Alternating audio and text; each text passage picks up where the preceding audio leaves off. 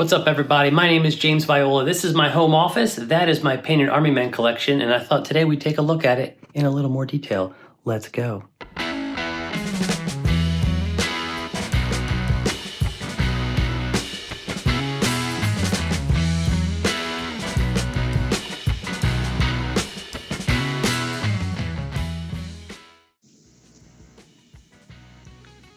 Boom. Okay, there it is. That's my entire collection of Painted Army Men, including the tanks, some not really Army Men, but painted miniatures and busts that I painted. Pretty much everything that I've shown on the channel is represented here, unless, of course, I sold it or gave it away as a gift.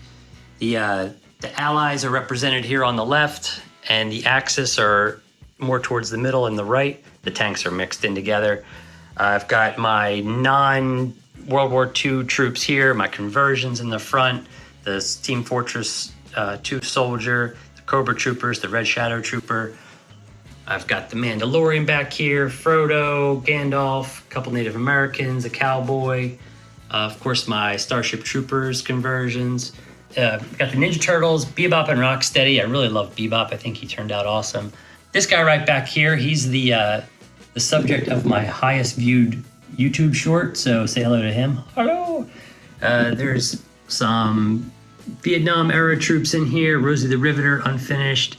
Some of my little small dioramas that I made. Unfortunately, this one is broken. It's seen better days. Dropped too many times. My most expensive Army Man back here from Plastic Platoon. A Ukrainian soldier. We got one of the large Army Men here with the flamethrower painted. I have a couple more of them unpainted I need to get to. These are pretty much all British, and then some Gurkhas mixed in, US infantry, and then Russia, or then Soviets. Soviets down here. I haven't really done too much with them, but the Toy Soldiers of San Diego are, this female sniper, she's one of my favorites. So I'm excited to paint more Soviets from Toy Soldiers of San Diego, get them on the table. Got another female sniper in here in the black urban camouflage. I think she's really neat looking.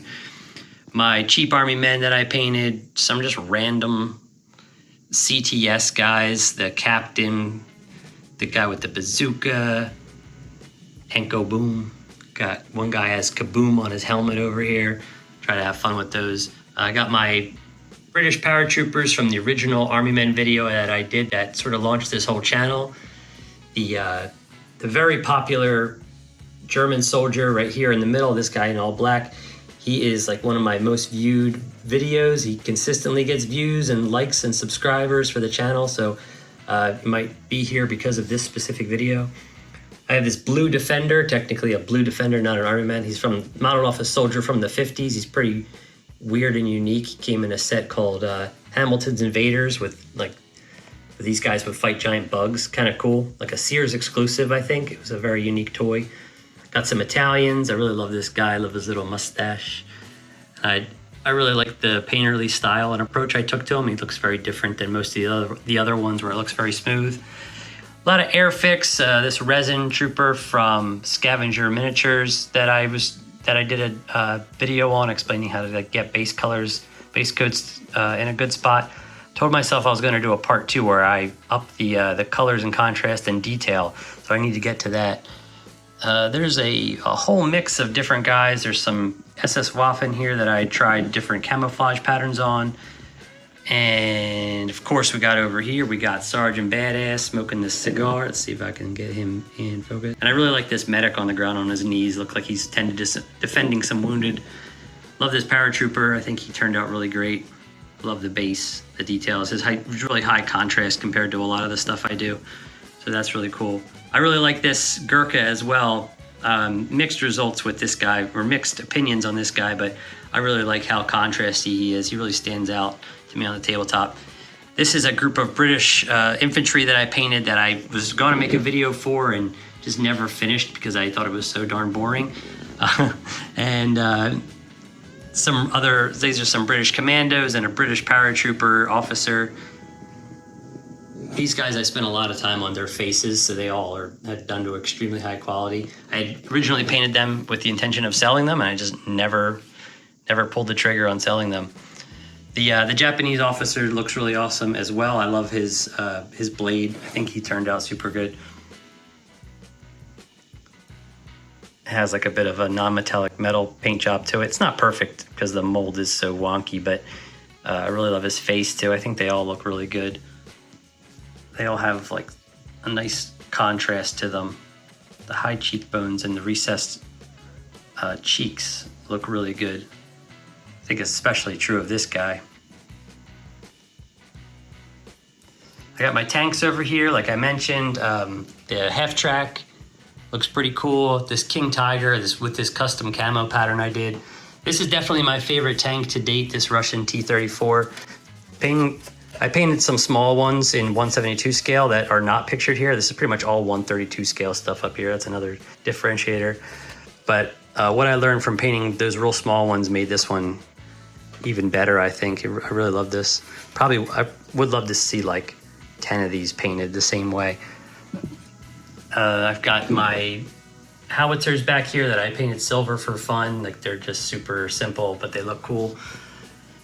And yeah, that's pretty much everything. I mean, there's a lot I could say. I've started this video and re-edited it like 20 times, and it just keeps getting longer. So I figured try one more time, try to keep it short, show everybody where you're at, the journey so far, and let me know what you want to see me paint next. So that's everything I've done to date. Oh, it's storming out. So that's it, guys. That's everything I've done to date so far for the channel that I still have, that I have not sold or given away.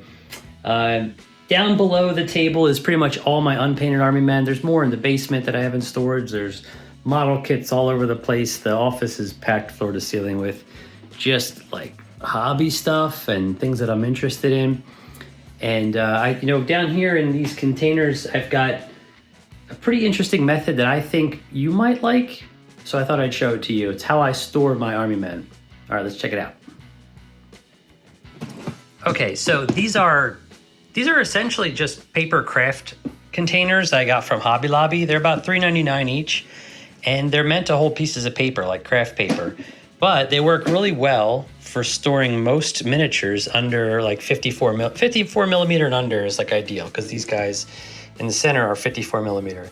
Airfix, 132 scale, 28 millimeter, great for those. Anything that isn't sticking up more than about, 4 inches is pretty good. It's got good clearance height on the sides here. And what I've done is I took these strips of double-sided sticky tape that you use to hold down rugs, like area rugs or runners on your steps, so things don't slip. And they work really good. You just stick them onto the bottom of the plastic, and your figures pop them right down, and for the most part, they stick really well. And the longer they stay still, the stickier they get. So these guys have been here a while. So you do run the risk of like pulling this up a little bit, but it sticks right back down, and your figures can keep on sticking to it. So I have a lot of these boxes all lined with this stuff. You get a big roll of this for like 30, 35 bucks. It's a lot less work than magnetizing everything and creating like these, like gluing down the aluminum plates, which I've seen people do. I tried doing that, but I had some issues with the hot glue actually gluing the aluminum to the plastic. So I like this solution the most. It works really well. This is like just sort of like a hodgepodge of guys, but when I put these all back, I'll put them back with all allies together, all axes, and then I can organize them that way. And one of the things that I recently found at Hobby Lobby are these boxes that are just like really useful boxes, if you're familiar with those. Those are the blue handle boxes I have down here. These are essentially the same thing. They're a little bit wider profile. They have these great little snaps. And I've got my unpainted tanks in this. So what's great about these is they're about half the price of a really useful box. So I think these are $7.99. I have a bunch of them. And the really useful box starts at around $14.99 now. This one on it says, this was $11.29. But this one's a few years old now, and the prices keep going up on them because people like them so much. The only thing is, really useful box has a lot of different sizes. So these are like the only 2 sizes I saw on my last Hobby Lobby trip. So definitely keep an eye out for them. when you're there and see if they work for your needs. The other types of boxes I use are these simple clamp boxes. Everything has a clamp so it seals tight. And I used to get these in stacks of 6 for I think like 15 or 20 bucks. So I have several of these. I think I have at least 12 or maybe even 18 of these containers. Right, so that's it. That's everything. Let me know what you think in the comments. What do you want to see me paint next? A lot of people have been asking for some pre-World War II stuff, so I'm looking into that. It's just storage and capacity is kind of an issue. Timing is kind of an issue. I have a lot of unpainted stuff I still want to get to, but I do love hearing your suggestions. I want to try and get to them when I can. I always keep a mental note when I'm out shopping to maybe pick something up for a future short down the road or something. That's going to be it for this video. I kind of kept it simple. Sorry if production value wasn't up to your quality. Future editing, Jim, it's the best you could do. Look at your hair. You need a haircut, bro. All right, everyone. Share this with your dad. Peace.